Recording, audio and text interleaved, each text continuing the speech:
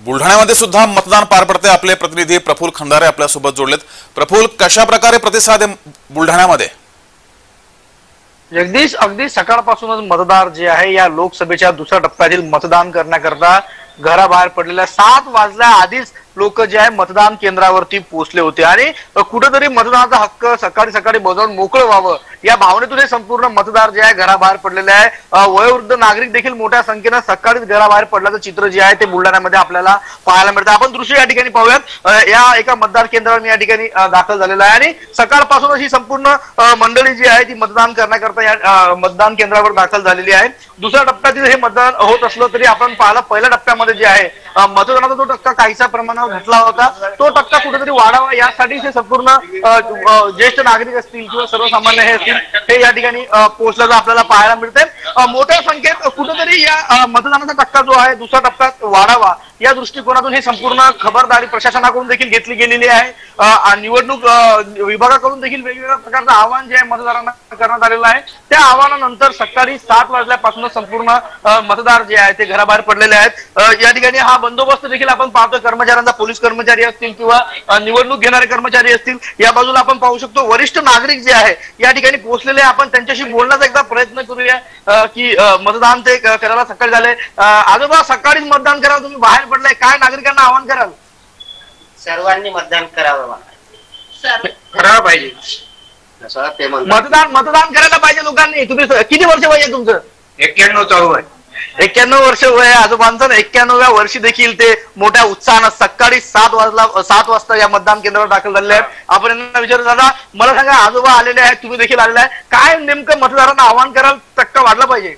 सर्व मतदारांनी आपला हक्क बजावला पाहिजे आणि सर्वांनी मतदान करायला पाहिजे।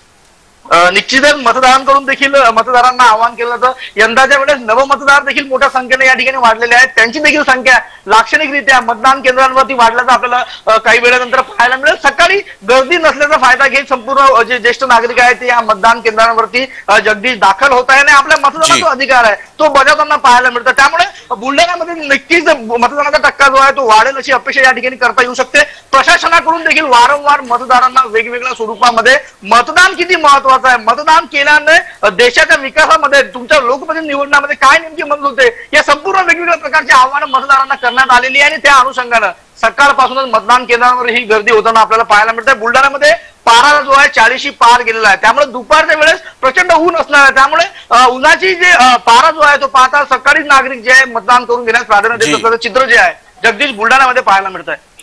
मात्र बुलढाण्यामध्ये कुठल्याही मतदारसंघावर कोणताही अनुचित प्रकार घडू नये यासाठी प्रशासनाकडून काय खबरदारी घेतली गेली आहे?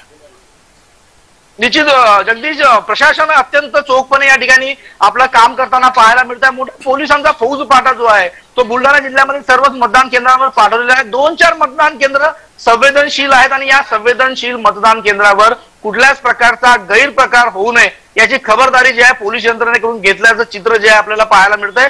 सकाळपासूनच पोलीस यंत्रणा या संपूर्ण बंदोबस्तामध्ये आहे। कालपासून मोठी पोलिसांची कुमक बाहेर गावातून देखील बोलवण्यात आलेली आपल्याला माहित आहे। महाराष्ट्रामध्ये तब्बल 18 ठिकाणी या लोकसभेच्या मतदारसंघामध्ये निवडणूक प्रक्रिया आज पार पडते। मात्र पहिल्या टप्प्यामध्ये ज्या ठिकाणी मतदान प्रक्रिया पार पडली गेली किंवा आता तिसऱ्या टप्प्यामध्ये ज्या ठिकाणी मतदान होईल त्या ठिकाणी जे काही पोलिसांची कुमक जी आहे मोठ्या प्रमाणामध्ये बुलढाण्यामध्ये बोलवली गेलेली आहे आणि या संवेदनशील केंद्रांवर पोलीस यंत्रणेकडून सुरक्षेच्या दृष्टिकोनातून लक्ष ठेवून असणार, त्यामुळे कुठलाच गैरप्रकार होणार नाही याची खबरदारी पोलीस यंत्रणेकडून देखील घेतली जात असल्याचं चित्र बुलढाण्यात पाहायला मिळतं। जगदीश जी, प्रफुल्ल, तू या सर्व घटना घडामोडींवर लक्ष ठेवून राज तुर्तास धन्यवाद दिलेल्या या माहितीबद्दल।